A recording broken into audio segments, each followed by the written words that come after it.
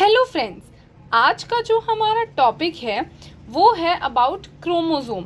Chromosome एक ऐसा topic है जो कि ना केवल आपके स्कूल्स में, कॉलेजेस में, बल्कि वेरियस एंट्रेंस एग्जाम्स में पूछा जाता है। So talking about the basic structure of chromosome, ये हम देख सकते हैं। क्रोमोसोम में एक होती है शॉर्ट आर्म जिसे बोलते हैं पी आर्म। पी से है आपका petite, and then there is a Q arm which is a long arm. तो इनके बीच में होता है सेंट्रोमेयर, एंड में होता है टीलोमेयर, और साइड्स में हम देख सकते हैं काइनेटोकोर प्रोटीन्स। तो अगर आपसे कोई पूछे क्रोमोसोम में कितने काइनेटोकोर होते हैं, सो द आंसर इज 2। कितने सेंट्रोमेयर होते हैं, तो द आंसर इज 1। एंड कितने सिस्टर क्रोमैटिड्स होते हैं, so the answer is 2।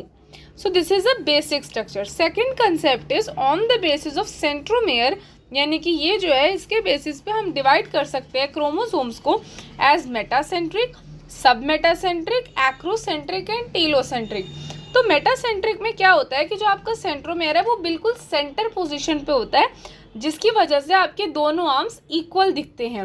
Metacentric में it is just near to centre, मतलब बहुत ही पास होता है, तो एक थोड़ी शॉर्ट आर्म है, एक थोड़ी लॉन्ग है। एक्रोसेंट्रिक में ये काफ़ी ज़्यादा टूवर्ड्स द एंड होता है, जिसकी वजह से एक आर्म बहुत ही छोटी दिखती है और एक आर्म बहुत ही लंबी। टीलोसेंट्रिक में तो बिल्कुल एंड पे होता है लगभग यहाँ पर, जिसकी वजह से सिर्फ आपको लॉन्ग आर्म्स ही नज़र आती हैं। नेक्स्ट इंपॉर्टेंट कंसेप्ट इज कि जो आपका क्रोमैटिन होता है, अब पहले हमारा पॉइंट आता है कि ये क्रोमैटिन क्या है। So let's see.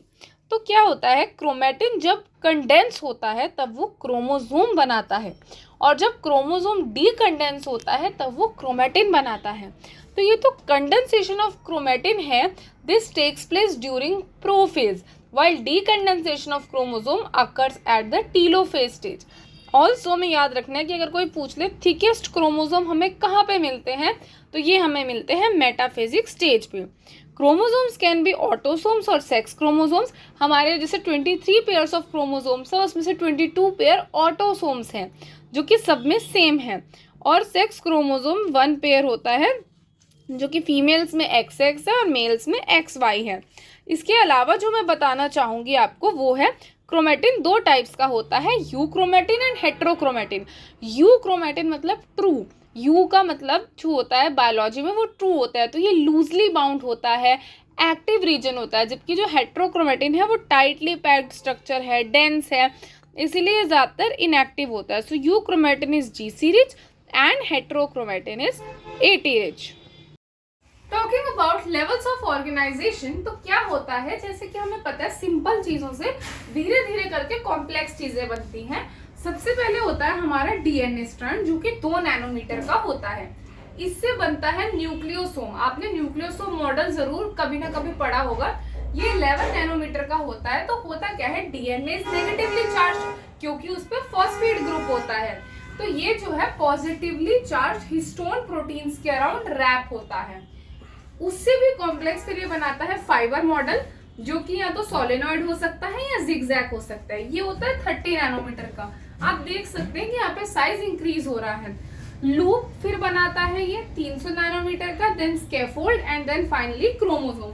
तो ये है लेवल ऑफ ऑर्गेनाइजेशन। ये काफी बार आपको MCQ में मिल जाएगा। तो जो हिस्टोन प्रोटीन्स है वो 2 टाइप के होते हैं। एक तो होते हैं कोर, मतलब सबसे मेन हिस्टोन प्रोटीन्स, और एक होते हैं लिंकर जो कि उनको लिंक करता है। तो कोर हिस्टोन में आते हैं H2A, H2B, H3 and H4। Linker में आता है H1। ना आपने जरूर सुना होगा कि हिस्टोन पे कुछ मॉडिफिकेशंस भी हो सकती है, जैसे कि मिथाइलेशन, फॉस्फोराइलेशन। जनरली ये जो मॉडिफिकेशंस है ये लाइसिन और आर्जिनिन पे होती है। तो आप मुझे कमेंट में बताना कि और कौन कौन सी मॉडिफिकेशंस है जो हो सकती है, और मिथाइलेशन साइलेंसिंग करता है या एक्टिवेशन इन जनरल केसेस। तो अब हम आगे बढ़ते हैं। अनदर इम्पॉर्टेंट टिप्स या ऐसे फैक्टर्स जो कि आपको एग्जाम्स में पूछे जाते हैं इस कैरियोटाइपिंग। तो कैरियोटाइपिंग का क्या मतलब है, जब हम क्रोमोसोम्स को अरेंज करते हैं उनके साइज के बेसिस पे। तो क्या होता है, हमने क्रोमोसोम्स को इन टोटल 7 ग्रुप्स में डिवाइड कर रखा है। ए ग्रुप में 1st से 3rd क्रोमोसोम आते हैं, बी में 4th से 5th आते हैं, एंड सो ऑन। जो आपका सबसे इंपॉर्टेंट है वो ये कि ग्रुप सी में X क्रोमोसोम आता है एंड ग्रुप जी में Y क्रोमोसोम आता है। ठीक है, दिस इज वेरी इंपॉर्टेंट। कभी कभी पूछ लेते हैं कि जो एक्स क्रोमोसोम है वो कौन से वाले ग्रुप में आता है। इसके अलावा आपको ये बात पता होगी कि फीमेल्स में जो है कि ऑटोसोम्स के अलावा, ऑटोसोम्स क्या होते हैं जो हम सब में है, सेक्स क्रोमोसोम इज समथिंग जो मेल और फीमेल्स में अलग अलग होते हैं। तो मेल्स जो होते हैं उसमें हमें एक्स वाई मिलेगा, जबकि जो फीमेल्स होती हैं उसमें हमें एक्स एक्स मिलेगा। ये कंडीशंस हम ह्यूमन के रिस्पेक्ट में बात कर रहे हैं। यही अगर हम बर्ड्स के केसेस में बात करते हैं तो वहां पर जो मेल्स होते हैं दे आर होमोजाइगस और जो फीमेल्स होती है ना वो हेट्रोजाइगस होती है। So this is very important. Also in case of insects भी जो मेल्स होते हैं they are XO while the females are X X. So ये जो है सबके केसेस अलग है।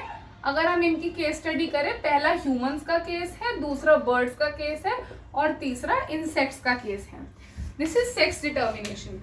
टॉकिंग अबाउट एबनॉर्मैलिटीज, कभी कभी ये जो क्रोमोसोम होते हैं, जैसे कि हमें पता है हमारे में 23 पेयर ऑफ क्रोमोसोम है, टोटल 46, लेकिन कभी कभी ये बढ़ जाते हैं या घट जाते हैं। तो ये कुछ 5 ऐसे सिंड्रोम है जो आपको याद होने ही चाहिए। डाउन्स सिंड्रोम एक ट्राइसोमी का केस है। इवन डाउन्स, पटाउस, एडवर्ड्स तीनों। ट्राइसोमी क्या होती है? नॉर्मली हमारे में 2 कॉपीज ऑफ क्रोमोसोम है, पर ट्राइसोमी का मतलब है 2 की जगह 3 कॉपीज आ जाना। तो Down's syndrome is trisomy of 21st, Patau's is trisomy of 13th and Edwards is trisomy of 18th। यही अगर मैं बात करूं टर्नर्स केस है मोनोसोमी का। मोनोसोमी का क्या मतलब है कि नॉर्मल तो हमारे पास 2 कॉपीज थी, बट अब सिर्फ एक ही रह गई है, एक मिसिंग हो गई है, that is Turners, that is 45X। हम देख सकते हैं यहाँ पे कम हो गया है। क्लेनेफेटर्स भी एक ट्राइसोमी है, आप देख सकते हैं कि 47 है, एक बड़ा है, लेकिन ये XXY है, there is an additional X copy. तो यहाँ पर क्या है? ये है ट्राइसोमी ऑफ सेक्स क्रोमोसोम। और यहाँ पर जो मेल्स होते हैं ना, they develop characteristics like females, जैसे कि गायनेकोमेस्टिया। ठीक है, तो ये है आपकी कुछ एबनॉर्मैलिटीज। इसके अलावा जो आपका इंपॉर्टेंट टॉपिक है उसमें आप बैंडिंग भी पढ़ सकते हो क्रोमोसोम की, कि G banding, Q banding, C banding, ये सब क्या है। I hope you like the video. If you do like it, please subscribe and do comment on our channel. Thank you very much.